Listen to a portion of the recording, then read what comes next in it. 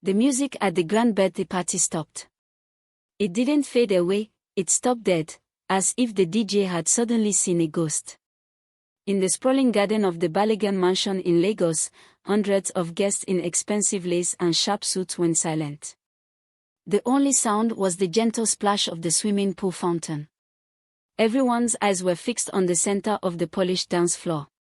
There stood 4 children.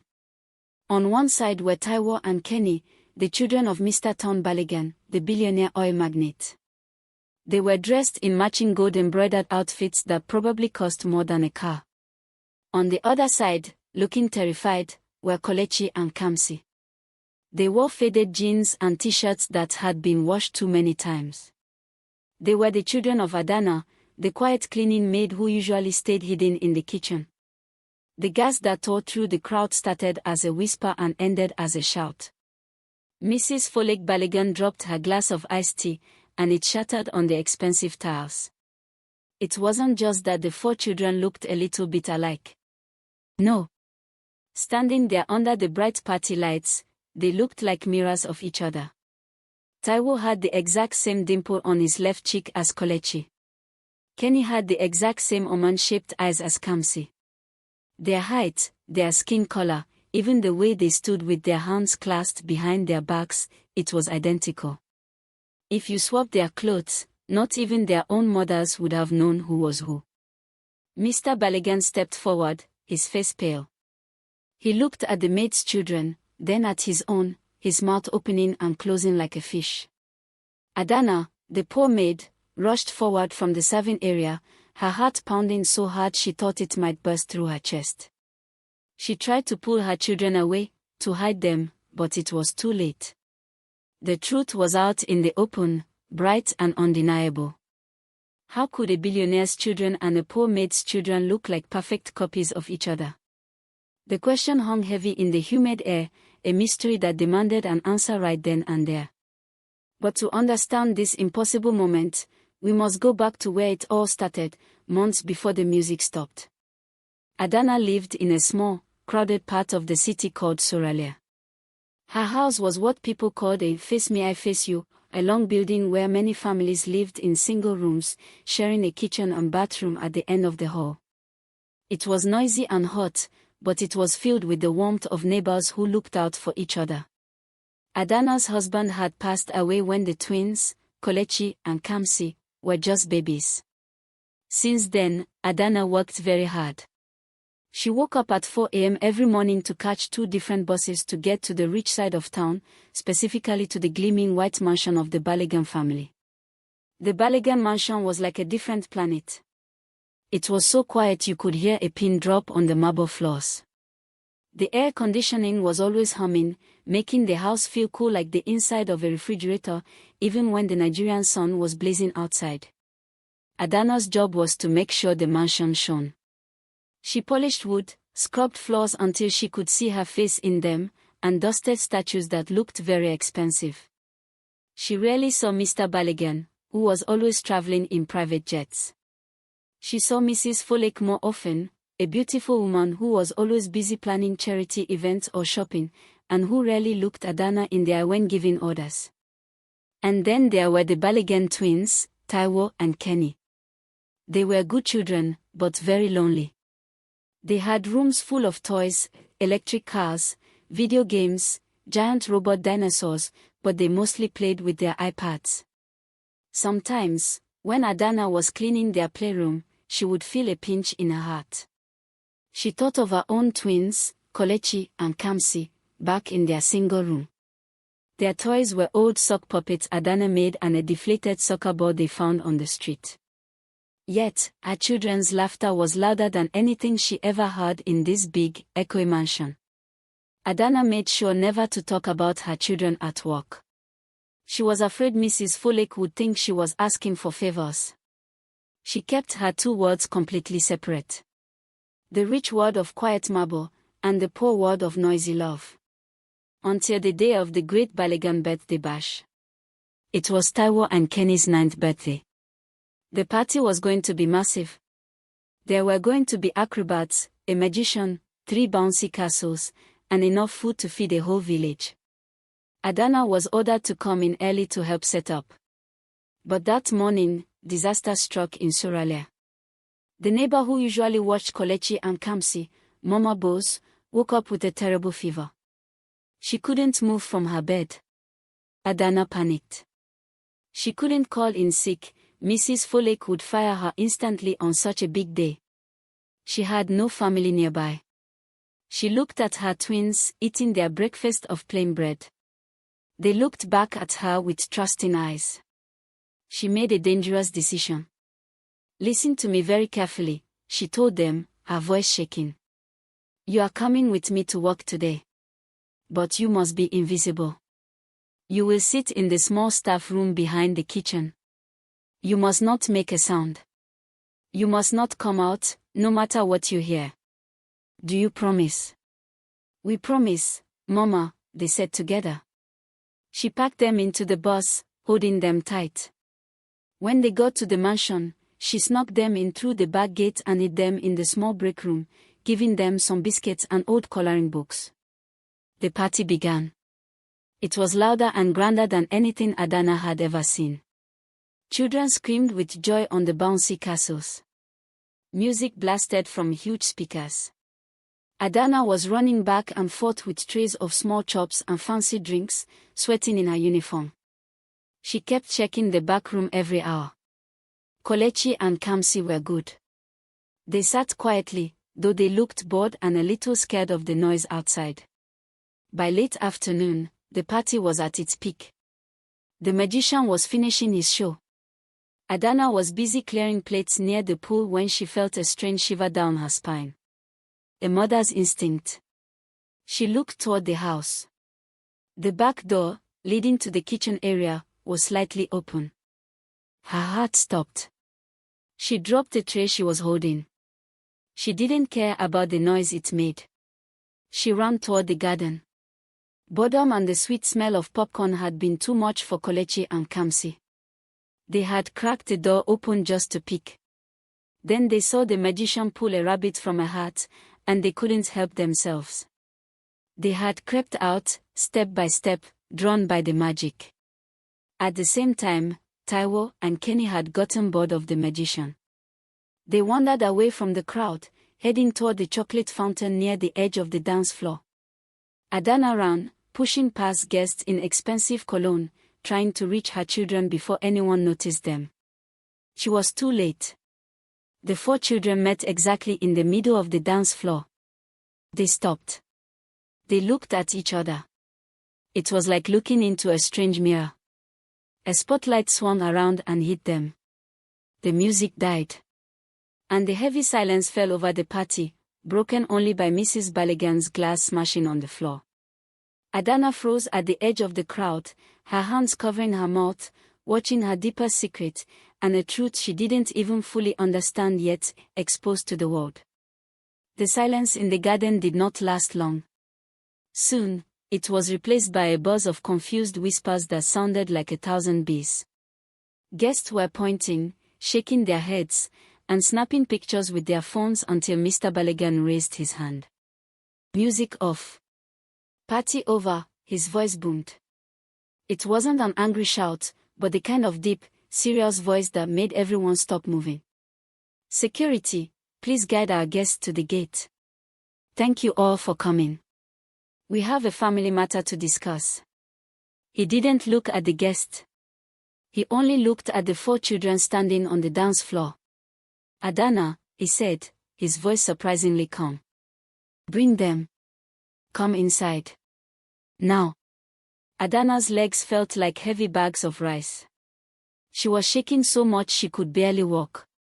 She grabbed Kelechi and Kamsi by the hands. Their palms were sweaty. They looked at her with big, frightened eyes. "Mama, are we going to jail?" Kamsi whispered. "Shoo," Adanna said, though she was asking herself the same question. They walked into the mansion, past the swimming pool, through the giant glass doors, and into the main living room. It was a room Adanna usually entered only with a mop and bucket. Now, she was standing on the Persian rug, her worn-out sandals looking very out of place against the gold furniture. Mrs. Folek Balogun paced back and forth, her high heels clicking sharply on the floor. She looked furious. Turned, "This is ridiculous." Mrs. Folek cried out, turning to her husband. "Why are we entertaining this? This maid brought her children here to embarrass us. Look at them, dressed in rags. She probably tried to dress them up to look like our Taiwo and Kenny to get money from us." "Folek, sit down," Mr. Balogun said quietly. He sat on the edge of a leather sofa, leaning forward, his hands clasped together. He wasn't looking at the clothes. He was looking at the faces. "Taiwo, Kenny, come here," Mr. Balogun said. The rich twins walked over to their father. "Kelechi, Kamsi, is that your names?" he asked gently. Adanna's children nodded. "Come here, please." Adanna wanted to scream no, but she couldn't disobey. She nudged them forward. Mr. Balogun placed Taiwo next to Kelechi. Then he placed Kenny next to Kamsi. The room went silent again. Up close, without the flashing party lights, the truth was even scarier. It wasn't just the faces. It was the shape of their ears. It was the way their hair curled at the temples. "Smile," Mr. Balogun ordered softly. The 4 children, confused and nervous, gave weak, wobbly smiles. They all had a tiny gap between their front teeth. A gap of the exact same size. Mrs. Folek stopped pacing. She sat down heavily, her face turning pale. This is not possible," she whispered. "It's a trick." "Adanna," Mr. Balogun said, ignoring his wife. He looked at the maid with intense eyes. "I want you to tell me the truth. No lies. If you lie, I will call the police. If you tell the truth, no one will hurt you." "When were these children born?" Adanna swallowed hard. 9 years ago, sir. November 12th. Mrs. Folek gasped. Her hand flew to her throat. "Where?" Mr. Balogun asked. The air in the room felt thick and hot. "At the City General Hospital, sir," Adanna said, tears beginning to fall down her cheeks. It was a stormy night. The electricity was out. The generators were failing. Mr. Balogun closed his eyes for a second, as if he was remembering something painful. "Go on." "I was very sick," Adanna continued, her voice trembling. "I was in labor for many hours.